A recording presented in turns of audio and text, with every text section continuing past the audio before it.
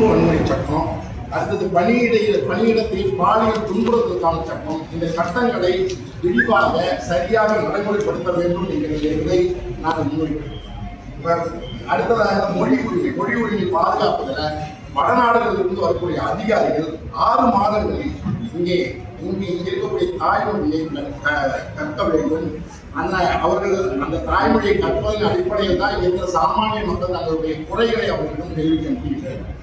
அதே போல சித்திரவதைகள், அதாவது குறிப்பாக காவல் நிலையத்தினால லாக்அப் சித்திரவதைகள், லாக்அப் டெத்து, இதை தடுப்பதற்கான நடவடிக்கைகளை புதுச்சேரி அரசு தொடர்ந்து கண்காணித்து நடவடிக்கை வேணும். குறிப்பாக நாங்கள் வலியுறுத்தியதன் அடிப்படையில் சிசிடிவி கேமரா பொருத்திருக்காங்க. ஆனால் முழுமையாக அதை செயல்படவில்லை. அதை செயல்படுத்த வேண்டும். அதே போல இப்போ திருநங்கைகளுக்காக ஒரு சிறப்பு சட்டத்தை அமல்படுத்திருக்காங்க. அது திருநங்கைகளுடைய சுய அடையாளத்தை பறிக்கிறதா இருக்கு. திருநங்கைகளின் உரிமைகளை பறிக்க மத்திய அரசு 2027 திருத்த மசோதாவை திரும்ப பெற வேண்டும். அதை புதுச்சேரி அரசு அமைய இருக்கிற புதுச்சேரி அரசு வலியுறுத்தப்பட வேண்டும். குறிப்பா ஆணையங்கள், புதுச்சேரியில மனித உரிமை ஆணையங்கள் செயல்படல. மனித உரிமை ஆணையம் இங்கே அமைக்கப்பட வேண்டும். மாநில சிறுபான்மையினருக்கான ஆணையம் அமைக்கப்பட வேண்டும். மாநில குழந்தைகள் பாதுகாப்பு ஆணையம் அமைக்கப்பட வேண்டும் என்ற கோரிக்கை ஏற்று அமைச்சாங்க. ஆனா அது செயல்படல. அதை செயல்படுத்த வேண்டும். ஆதி திராவிடர் மற்றும் பழங்குடியினர் உரிமை ஆணையம் சுகாதார உரிமை மற்றும் குடிநீர் பாதுகாப்புக்கான உறுதிப்படுத்த வேண்டும். அதே புதுச்சேரியில இப்போ சமீபத்தில் கழிவு நீர் கலந்து குறிப்பா பாக்டீரியா கலந்ததால பல பேர் இறந்திருக்காங்க. அந்த புதுச்சேரி அரசு மறைச்சு. அந்த அடிப்படையில் புதுச்சேரியில கோவில் சாலை, நெல்லித்தோப்பு, முக்கால்பட்டியில பல பேர் பாதிக்கப்பட்டாங்க. இதுவரைக்கும் அதற்கான ஒரு அந்த பிரச்சனையை தீர்ப்பதற்கான நடவடிக்கையை அரசு எடுக்கல. இப்ப அமையவிருக்கிற அரசு அதற்கான முன்வர வேண்டும். அரசு மருத்துவமனை மிக மிக மிக மிக கேவலமான நிலையில் இருக்குது. புதுச்சேரி அரசு மருத்துவமனை, அதாவது நோயாளிகளுக்கு போதிய படுக்கை வசதி இல்லை. மருத்துவர்கள் வருவதே இல்லை என்ற குற்றச்சாட்டு பல வகையில சாமானிய மக்கள்கிட்ட இருக்கு. அதே போல மருந்துகள் குறிப்பா காலாவதியான மருந்துகள் கொடுக்கறது, மருந்துகளே இல்லாத நிலை இருக்கிறது. அதே போல பல்வேறு குறிப்பா சிறுநீரக பிரச்சனையும் இதய கோளாறு போன்ற பிரச்சனைகளுக்கான எந்த விதமான மருத்துவ வசதியும் புதுச்சேரி அரசு மருத்துவமனையில் அந்த உயர்ரக மருத்துவமனையில் உயர்ரக சிகிச்சைக்கான ஏற்பாடுகள் செய்யப்பட வேண்டும். ரேஷன் கடைகள் இன்னைக்கு சுத்தமாக மூடப்பட்டிருக்கு. ரேஷன் கடைகள் மூடப்பட்டிருக்கு. ஆனா அரிசி மட்டுமே கொடுக்கப்பட்டிருக்கு.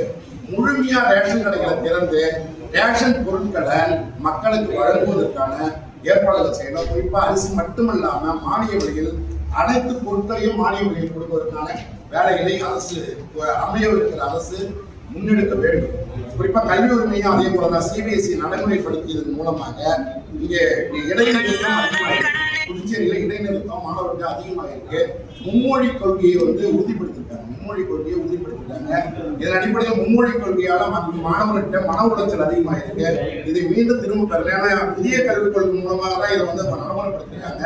நாங்கள் தொடர்ந்து புதிய கல்விக் கொள்கைக்கு எதிராக போராடி வருகிறோம். அதை நடைமுறைப்படுத்தக்கூடாது. பக்கத்தில் இருக்கிற தமிழ்நாட்டில் நடைமுறைப்படுத்தல. ஆனா புதுச்சேரியில் நடைமுறைப்படுத்திருக்காங்க. இந்த அரசு புதியதாக அமையவிருக்கிற அரசு இதையெல்லாம் கருத்தில் கொள்ள வேண்டும். குறிப்பா நுகர்வோர் பாதுகாப்புக்கான நடவடிக்கையை அரசு மேற்கொள்ளணும். நிறைய புதுச்சேரியில் ஏராளமான உணவகங்கள் திறக்கப்பட்டிருக்கு. ஆனா உணவகங்களை கண்காணிக்கக்கூடிய சூழலை இல்லை. FSSI அந்த சட்டம் இங்க சரியான நடைமுறை இல்லை. சர்டிபிகேட் மட்டும் தான் கொடுக்குறாங்க. ஆனா எந்த விதமான கண்காணிப்பு நடவடிக்கைகள் இல்லை. அதை கண்காணிப்பு நடவடிக்கைகளாக குழு அமைக்க வேண்டும். அந்த குழுவில் எங்களை போன்ற, அதாவது நுகர்வோர் தளத்தில் வேலை செய்யக்கூடிய பொறுப்புள்ளவர்களை அதில் நியமிக்கப்பட வேண்டும். சாலை பாதுகாப்பு குழு புதுச்சேரியில் உறுதிப்படுத்தணும். சாலை பாதுகாப்பு குழுவை அதே போல நுகர்வோர் ஆலோசனைகள் குழுக்களை புதுச்சேரியில் அமைக்கப்படணும். இந்த உணவு கலப்படத்தை தடுப்பதற்கான குழுக்கள் அமைக்கணும். இதெல்லாம் தமிழ்நாட்டில் செயல்பாடு, இந்தியா முழுவதும் செயல்பாடு இருக்கு. ஆனா புதுச்சேரியில் செயல்பாடு இல்லை என்ற குற்றச்சாட்டை முன்வைக்கிறோம். குறிப்பா அடுத்து அமையவிருக்கிற அரசு இதையெல்லாம் கருத்தில் கொள்ள வேண்டும் என்கிறதா என்னுடைய கோரிக்கை. விரிவான முறையில் உங்ககிட்ட கொடுத்திருக்கிற அறிக்கையில சொல்லியிருக்கேன். சுருக்கமா இதுல சொல்லியிருக்கோம். மீண்டும் என்ன சொல்றேன்னா, ஒவ்வொரு தேர்தலையும் நாங்கள் தேர்தல் அறிக்கை வெளியிடுவது மட்டுமல்ல, தொடர்ந்து அரசை பல்வேறு வகையில போராட்டங்கள், ஆர்ப்பாட்டங்கள், கடிதங்கள் மூலமாக தொடர்ந்து வலியுறுத்தி வருகிறோம். ஆனா எதையுமே செவியில போட்டுக்கிறாத அரசுலாம் இருக்கு. கடந்த அரசு என்டிஏ அரசு, குறிப்பா பிஜேபி கூட்டணி அரசு இதை எதையுமே காதுல வாங்கல. இதற்கு முன்னாடி நாங்கள் நடத்திய போராட்டங்கள், கோரிக்கைகள், மாநாடுகள், புதிய கல்விக் கொள்கைக்காக, சிபிஎஸ்சிக்காக எதையுமே காதில் வாங்காத இந்த அரசை மக்களும் புறக்கணிக்க வேண்டும் என்பதுதான் என்னுடைய கோரிக்கை.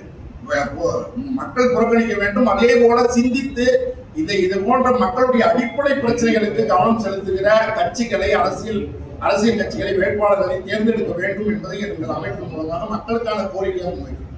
நன்றி.